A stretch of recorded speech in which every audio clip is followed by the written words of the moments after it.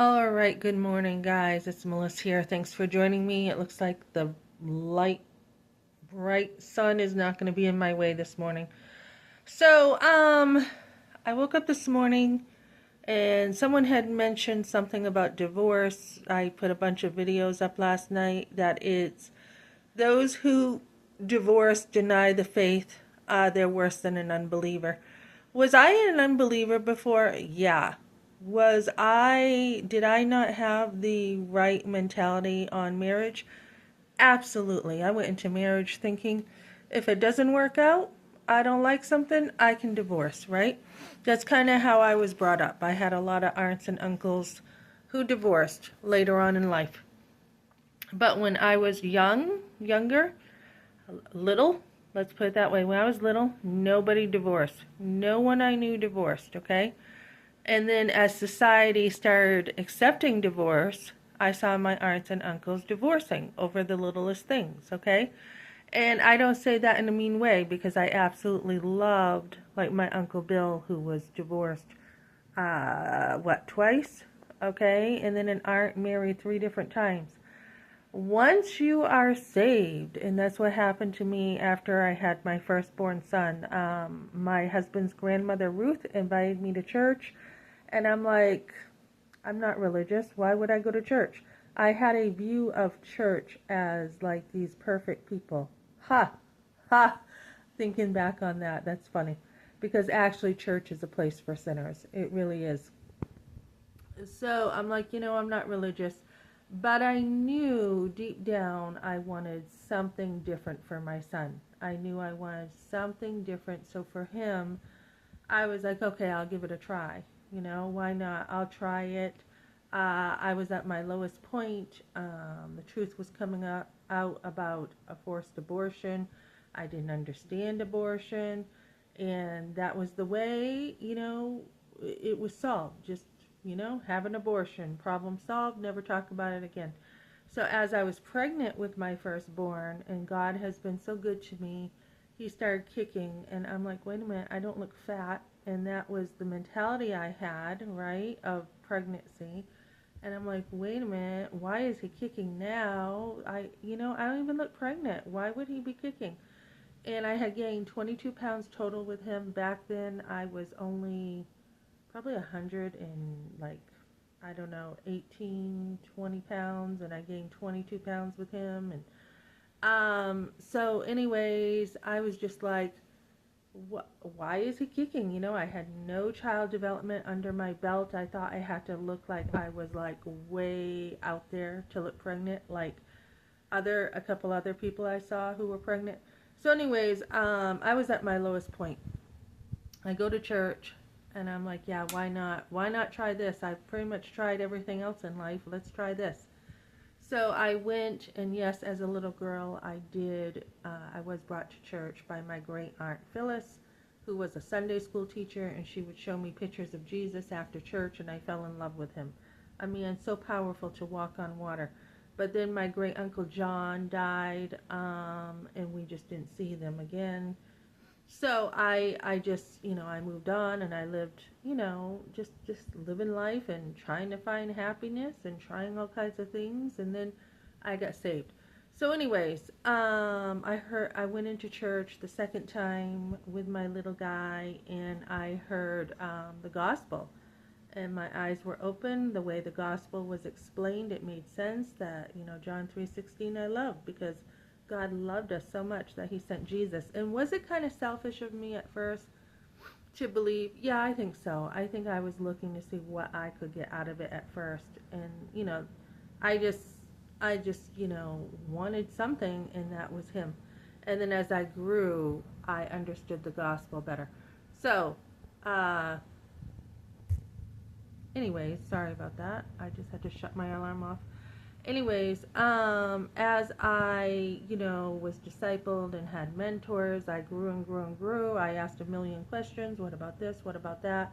All this stuff.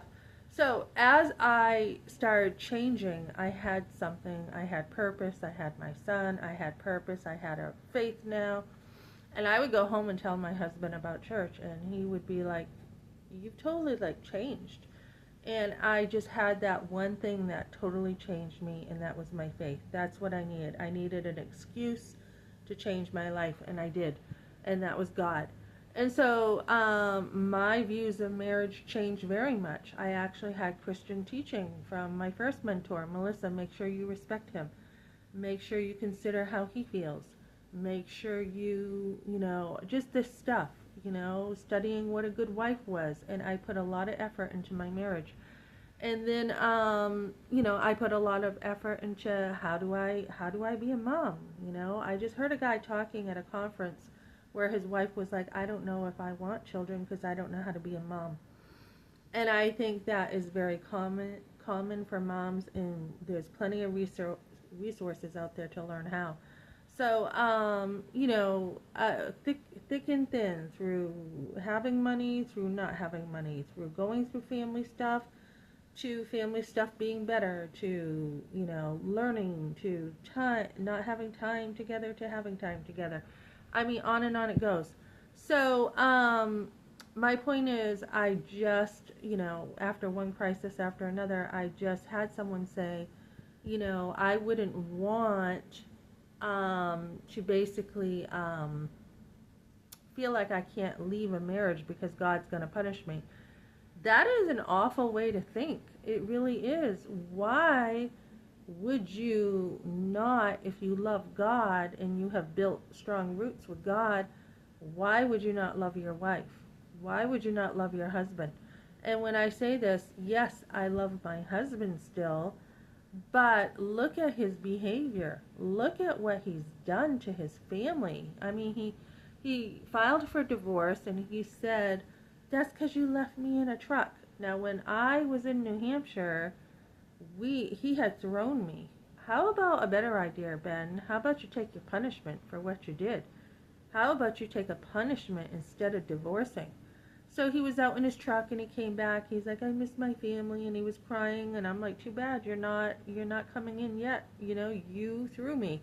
It is serious, guys, when a guy touches you and throws you. I mean, he literally could have killed me. And I boast when I tell people about this, like, I had my heels on and I still stayed standing. My balance was pretty good, but he threw me so hard that I went flying, how many feet?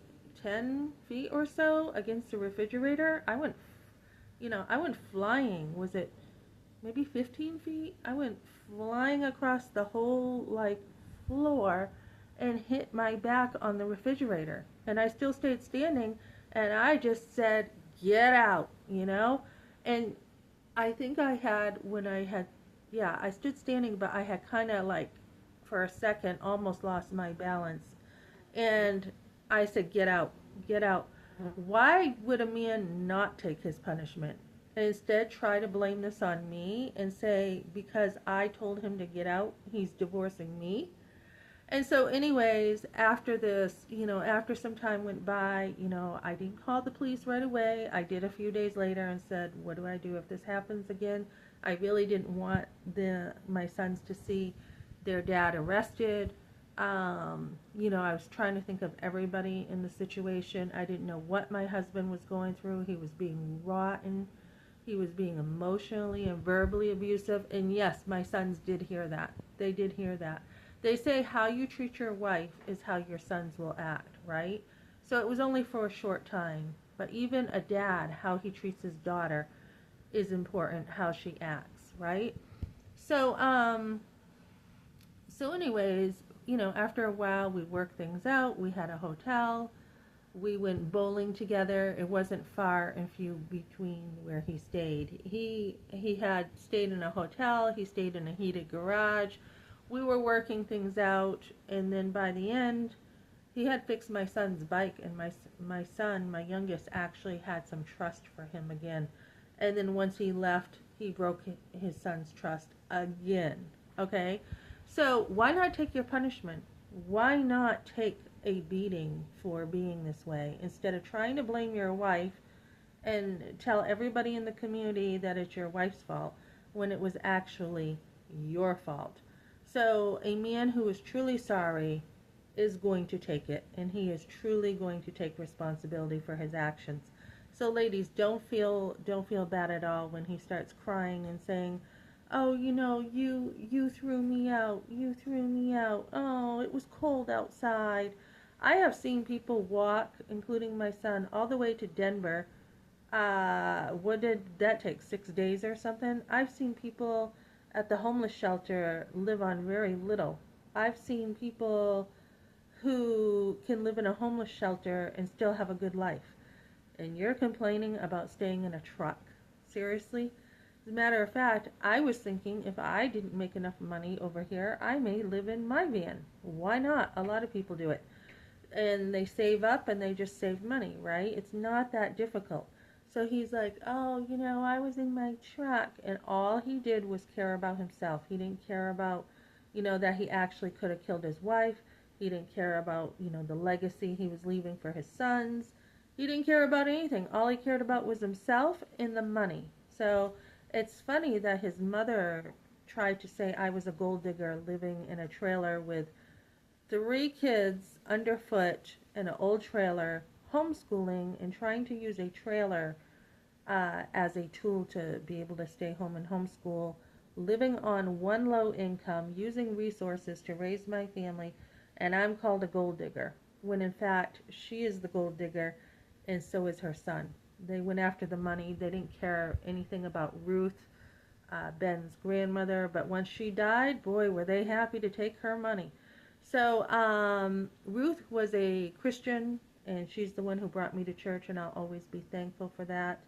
And John Sawyer, Ruth and John Sawyer, they were in the whole community of Epsom. John was a deacon, a fire chief, and somehow someone dropped the ball, and it seems like Donna's generation, where the kids were like, "We don't believe in God," that's where the ball dropped. So Ben grew up hearing, "Oh, God is just that God stuff," and Donna saying she hates church and all this stuff.